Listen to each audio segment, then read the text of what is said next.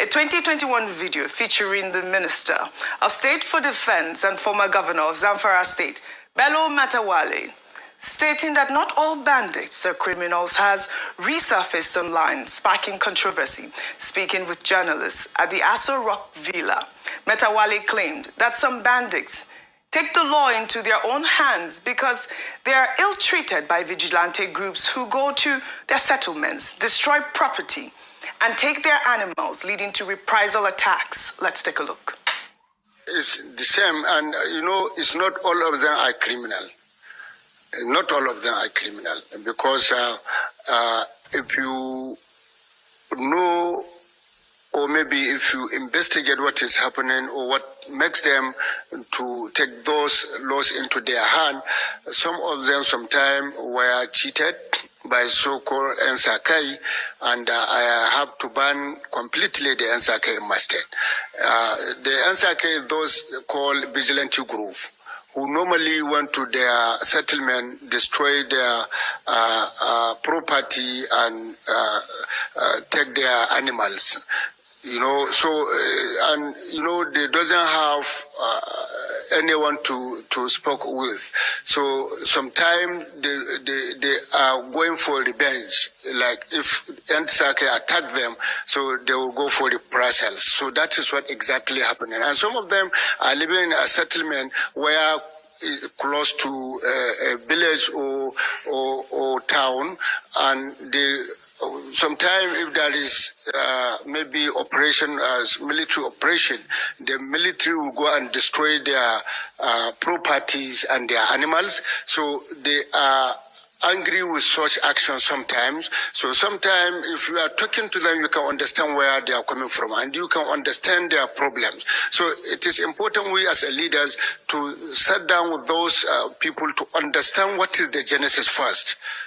You can't just, jump and conclude that the person is criminal. You have to listen to him. What makes him to go into that activities? So this is what to do. So they are not all of them. It's not all Fulani are criminals. Some are good citizens, but due to some circumstances, they subscribe to such a criminal. You can't say all of them are criminals.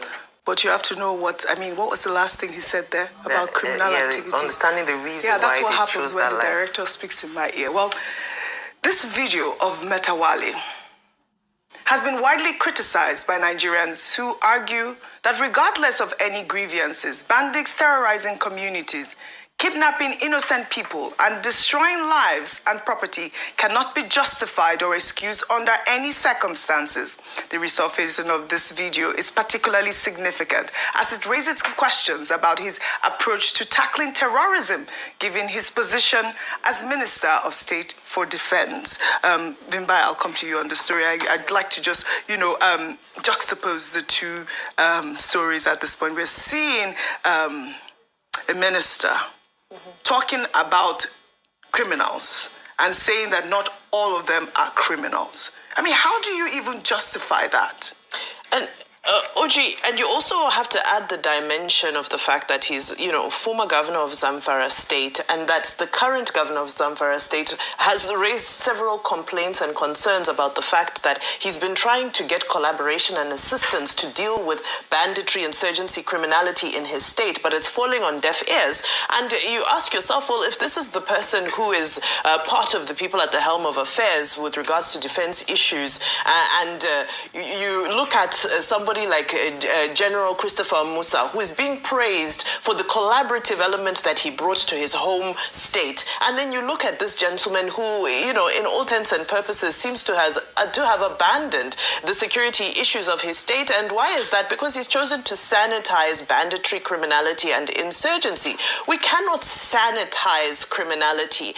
Now, there is the psychology of crime. And yes, that's a very interesting, shall I say it, school of thought to venture into. However, if that is what the minister is passionate about, that's something maybe he can fund research for criminals who have been prosecuted, convicted, and incarcerated. Those studies happen from the confines of prison. We cannot continue to treat people who are perpetuating all manner of crimes, terrorist activities, from abducting school children, you hear stories of pregnant women, vulnerable, soft targets living in fear. People have been displaced. And in all of this, we're trying to create a narrative where the perpetrators of this crime are the victims. They are not the victims in this. Like I said, there is the psychology of criminality, which is something that people can pursue in their own time. And if they want to make investment into, the study of all of that, everybody is welcome to do so. But that's something that you study for people who are inside prison. They're incarcerated because they felt the full wrath of the law. Now, what are the three things that are currently on the table? Number one, people are saying these groups must be disarmed. Number two, people are saying we need to see displaced people going back home. And number three, which really ties in directly to this, is let's see the prosecution of these people. No, we're no longer in the realm of explaining away these problems when they are posing daily, not just an existential threat to these communities and these states, but it's now becoming an existential threat to Nigeria as a whole. So this type of rhetoric and body language, I feel, has no place in this rejigging of security infrastructure that our president is doing at the moment. All right, Dr. Abati, I'll read all of this and then you can contribute to the footnote on as well. Dr. Abati. Okay, very quickly. Let me start with Matawalle. It's straightforward. The context is what is important. In 2021 or thereabouts, I think he was still governor of Zanfara State. And then in February of that year, he had visited President Muhammadu Buhari. And it was on that occasion that he made the statement that not all bandits are criminals. He also said not all Fulanis are criminals. I agree with that second statement, that it's not all Fulanis that are criminals, because we always condemn the stereotyping, the ethnic profiling of Fulanis. Something that we have to learn how because there are criminals in every community, in every culture, wherever you go in Nigeria. But this is a statement about all bandits are not criminals. They are doing reprisal attack because vigilante groups do not treat them well and all of that. Well, English is a second language for many Nigerians, and particularly African leaders. What was he trying to say? Even the ones who studied abroad. Okay. So if you look at the dictionary, a bandit, I believe, is an outlaw. He's a lawless person. Yes. He's somebody who breaks laws. Who is that? He's a criminal. He's a criminal. A complete criminal. Yeah, but you see, this is why even when you say you have gone to university in Nigeria or wherever, when you want to go to US, they will say you must come and take test of English as a second language. Yes. There seems to be a received opinion that whether you're a bandit or you're a terrorist or you are an insurgent, as long as you engage in any lawless behavior, you are a criminal. That's it. Now, but under the Buhari administration, they were mollycoddling bandits, insurgents, giving them ashwebi, preparing jollof rice for criminals who should be arrested. Yes. So maybe that's what influenced them. Now that he's Minister of State for Defense, maybe we have a different opinion to justify his new position. Well, I hope However, what we have seen under the Tinubu administration is that the Tinubu administration says it will not pay ransom, it will not mollycoddle. Whoever you are, once you go against the law, you are a criminal. Right. However, under this same Tinubu administration, we have seen some government officials, romancing with terrorists, like Honorable Engineer Kandarawa from Bakori local government area of Katsina State, yes, who met with notorious bandits that the defense headquarters is looking for. Correct. And he said he was going to rescue 37 children. That's a man that should have been handed over to the defense headquarters immediately. Well but said, you see, Dr. these Abati. Contradictions we deal with. Now, on the issue Dr. of Abati, armed forces. No, we've discussed that. Can we take this two-faced story? With this video evidence of Minister of Defense State, former governor of Zanfara State, Matawalle, it is so sad that people like this are allowed to head a security unit that is so sensitive like that in national security in a country like Nigeria. Now, Matawalle is someone that has a funny past in Zamfara as regards insecurity. And in so many ways, there have been a lot of issues regarding bandits, saying he's one of them and that he's their boss. And even the current governor of Zamfara State, Dauda Lawal, has had a public war of words with Matawalle in the past as regards insecurity. And the governor has complained on so many occasions that he has the political way to end insecurity in Zamfara, but he's not getting the support from the national level. And having the former governor of Zamfara State, Matawalle, as the Minister of State Defense is really worrisome, honestly.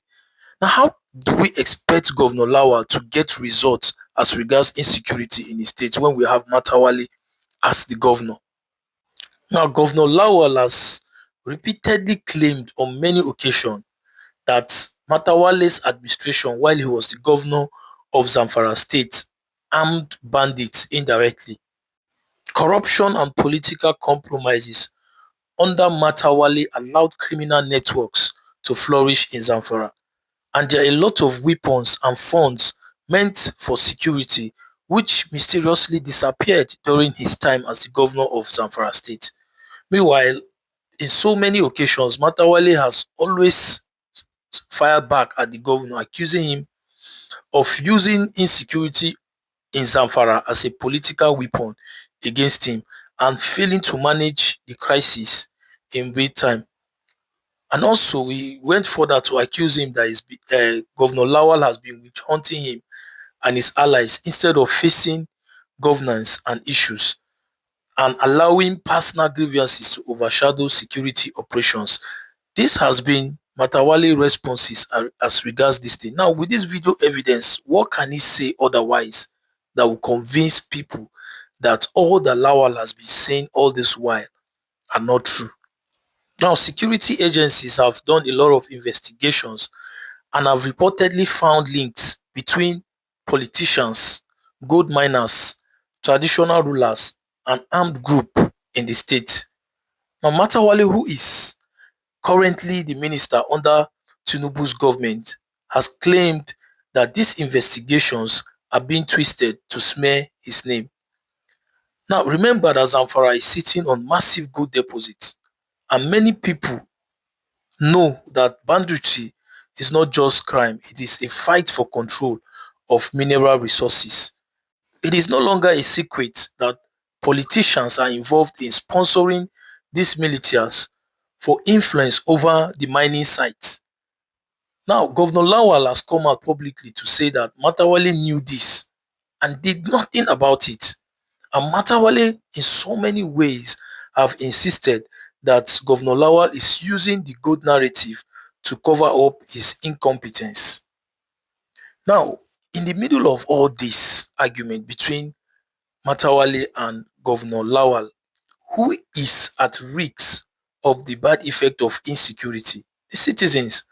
And while the political allies go back and forth, people in these communities in Anka, Shinkafi, Safe, Zurmi continue to live under constant fears because their villages are being razed, schools are being shut down, and their farmlands are abandoned. The tension at the top offers them no relief. Now, with President Bola Ahmed Tinubu's administration promising a stronger stance against banditry, the political rivalry between Matawalle and Lawal is complicating federal intervention. And there are a lot of whispers that the presidency is tired of both sides and wants the fight to end so real work can begin, especially now that there's been a lot of pressure from the US lately.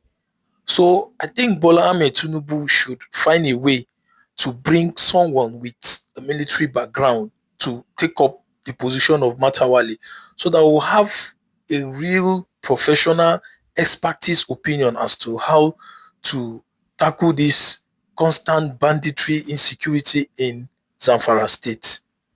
I am Impact Media. Thank you for listening.